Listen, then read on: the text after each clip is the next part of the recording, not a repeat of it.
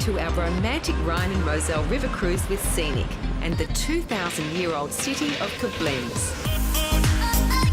Established initially as a Roman military post, it is now a colourful, bustling and flowering city. And lucky for us, our spaceship is docked right in the heart of the action. This is the Deutsches Eck, the German corner, where the romantic Rhine meets the magnificent Moselle rivers. And ahead of me here is this humongous statue, 37 metres high, of Emperor William I, famous for uniting the German Empire. The city's name, Koblenz, was taken from a Latin word meaning the confluence of two rivers. You see, this here says William the Great. Oh.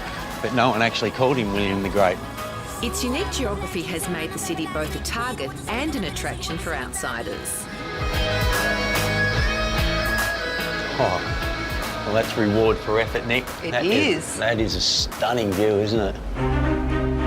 When emperors, kings and their descendants needed to settle a dispute, they'd head to the Basilica of St. Castor.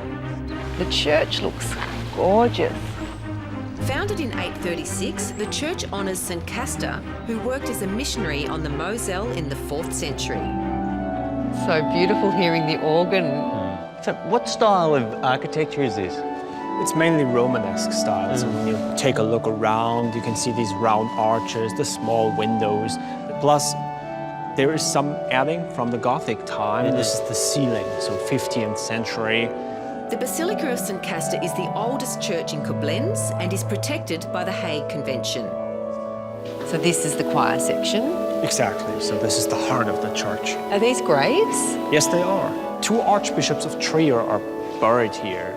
And in the Middle Ages, the higher your rank and the social hierarchy back then was, the closer you were buried to the church.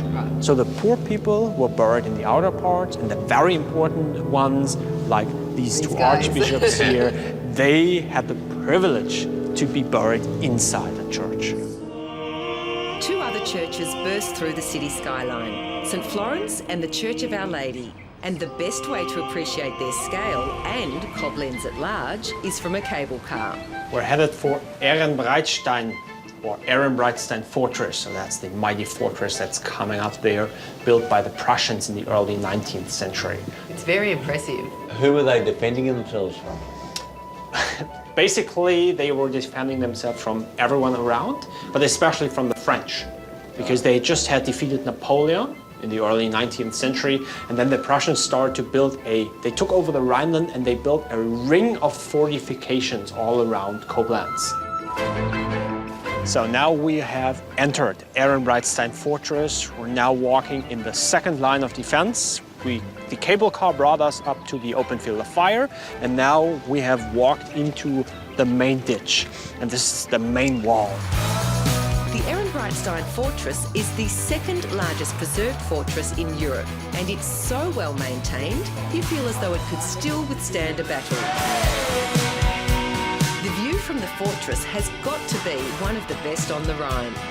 What an amazing vantage point. 118 metres above the waterline, right where the Rhine and the Moselle rivers intersect. You can just imagine the officers and the soldiers standing here, gazing out, waiting for the enemy to come, and it's absolutely stunning.